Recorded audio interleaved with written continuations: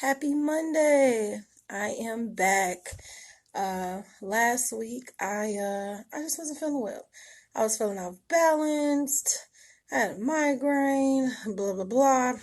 But it is a new week. A new week, new opportunities. Yay. So I was even up this morning at like 4 writing some stuff, so I can't wait to share that with you guys. Um and I'm gonna have to just pump out some episodes of my podcast because I feel like I've missed like 2 weeks now. So it'll probably be multiple episodes this week. So I'm excited about that. How are you guys this weekend? My weekend was pretty dope. I got to spend some time with my family, which you already saw because I posted pictures. So I was really excited about that. My little niece, she's getting so big. She crawling, jumping out of people's laps and stuff. So she's really grown up. Every time I see her, she's even bigger. So it's kind of cool. If you ever wonder, like, where I'm at, even though it might be obvious that this is my lunch break at work, this is my little lanyard. So you see that around my neck, like, every day, every single day. What's on my mind today? Not really much, but I want to keep my momentum up with my lunch break talks. Real quick though, zodiac signs. I wanted to bring up zodiac signs because I want to know your take on it. So, I am a Gemini, which you already know. When people hear that people are Geminis, they run like ah. This brings me to my point. Like, should we judge people by their zodiac sign alone? Sorry, should we judge people by their zodiac sign just without meeting them or just off first impression? There we go. So I get a little annoyed sometimes because even before someone can get to know you, oh, you're a Gemini, oh, you crazy, oh, I mean, yes, there are similarities in zodiac signs, but that doesn't define who you are. Like, I don't know, what's my least favorite sign? I don't know. Um, I would guess a Cancer, I would say. Like, not that I have anything against them, but I've just had bad experiences with cancers. I think the only Cancer that I truly get along with is my cousin, and it's probably because we're related. Uh, she's a sweet person, but I just, like, besides her, I just feel like I've had very bad encounters with cancer. So that even, in turn comes to me. Like, so when I meet someone and come to find out they're cancer, do I just not work on a new relationship with them based off an experience I've had with other people that happen to be the same zodiac sign? Like, what are your thoughts on that? I just feel like that has been a dynamic growing up. Like, actually, the first thing I would ask is, when is your birthday? And instantly, if you say a sign that I don't feel like, I'm just like, I don't know if I want to be your friend. I don't know. Um, like I said, I do believe there's truths in it. I tend to gravitate towards more earthy signs. Like, I am married to an Aries.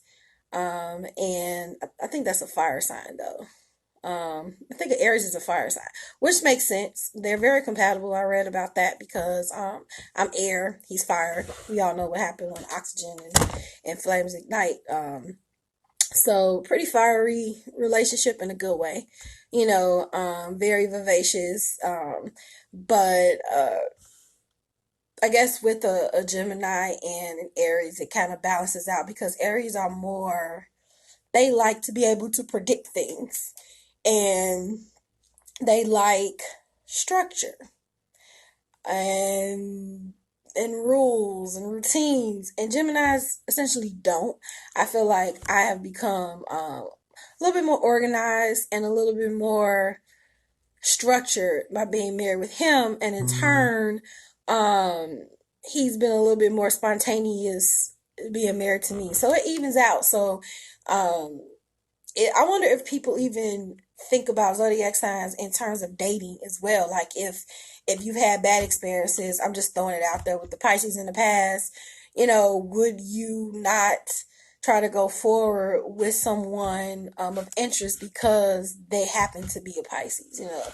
I just feel like the amount of attention that is given to zodiac signs, like, does it prohibit you from actually building strong relationships. I don't know. Like as I get older, the lesser I do that because I'm like, man, this could have actually been, a cool person, and I'm judging them based off of their birthday, something that they have no control of. And there are similarities, but there are differences too. Like all Geminis are not like me, and I'm not like all Geminis. So, yeah, we may have some similarities because we could be some flaky people. But there are some that are not as flaky. There are some that are not as all over the place. So, it just depends on the person. So I just wanted to run that by you guys because I really was thinking about that, like thinking about that hard, probably harder than I needed to, but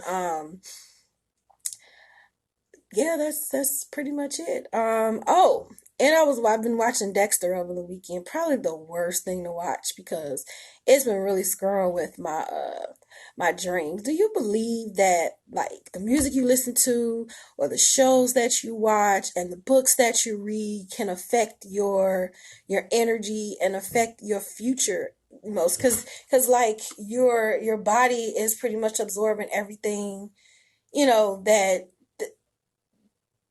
that you're exposing it to pretty much, not just the food, just the things that enter our minds. Like if we're on social media all day, does that take a part of our energy?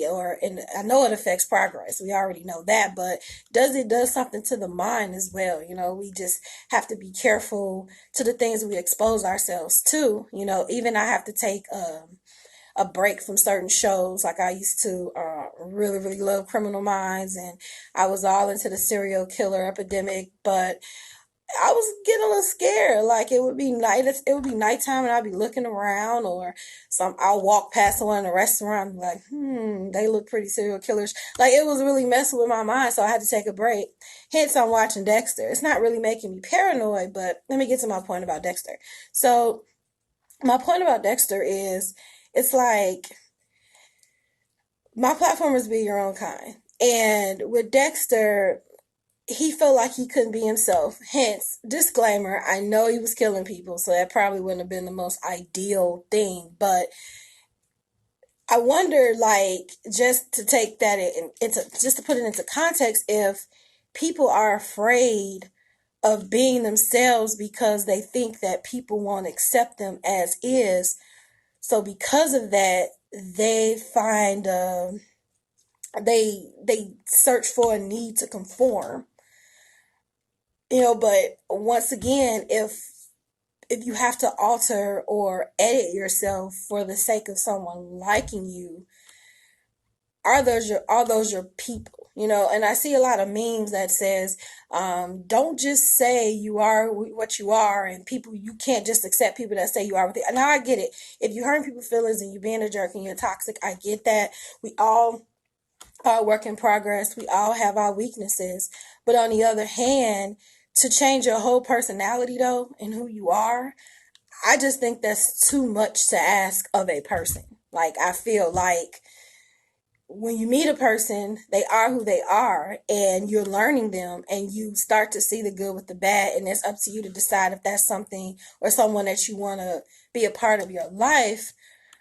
But if you're putting demands on them that is pretty much castrate, like mentally, physically, and spiritually castrating them, you know, is that fair to that person? Should you just leave that person alone, especially if you like nothing about that person? Like, just the season is up. You met them for whatever reason, and you let them go. Like, and I felt like in Dexter, once again, he was killing people, but let's just say he wasn't a serial killer, and let's just say he did have a secret, and he had a hard time connecting. There are people out there that are not serial killers that kind of go through that thing. Mostly we go through that thing as a teenager because we don't really know who we are. We have all these hormones, and we don't really understand the world around us, right? So in high school, you want to be a part of this group or a part of that group, so you conform to be a part of that group. Then you grow older, you graduate from high school, then you have college.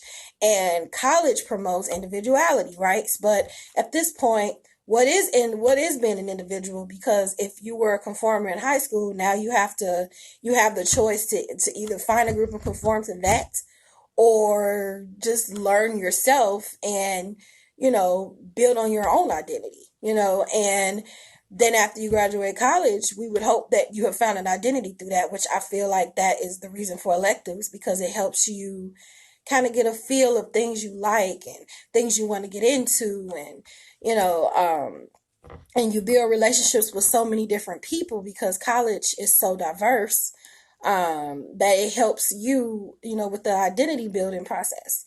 So, but then you have people that, and whether you went to college or not, but you have people, okay, now 20s, and it's like, do they still find themselves in high school mode where they have to conform because, number one, they haven't had that chance to explore who they really are, or number two, it's like, I just rather blend in the background. What if people really see that I'm weird and peculiar, and these are just words that society has created, like normal. What's that? What is that? Like, we're all different and unique in our own way. And I do not believe that out of billions of people, that there's not a group of people or a person that can accept you for who you are. All of my friends are different. We're different and the same. And our differences is what make us pretty cool and exciting. If we were all the same person, if we were all conforming to being someone else, I don't know, it would be boring to me. That's just how I feel. And so I just encourage you, if you are, find yourself in high school mode, or don't feel comfortable being yourself because you're afraid this person's going to say that and you're afraid that person's going to say that, like, either you just be yourself and see if they like you or not. Because once again, if you are guessing that you have to conform, then that you're kind of riding on the side of fear, right? Because fear is something that we think will happen. It doesn't necessarily mean it is gonna happen. So if you yourself, you never know. People might actually enjoy you more because you're genuine, and when you're yourself comes consistency. And I feel like it's human nature to be comfortable when you can expect a certain thing from a person, and you don't have to put on airs, and you don't have to be stressed out trying to, oh wait, I told this person this, oh I told this person that, when you're yourself. And I find that the most popular people and even famous people is when they're themselves. When they're themselves, flaws and all, even if they popping out the mouth saying something weird and something they're not supposed to say, people respect it because that's them. Because that's them. So I don't know. What do you guys think about what I talked about today? Leave a comment. Let's chat, and I'll see you tomorrow. Bye.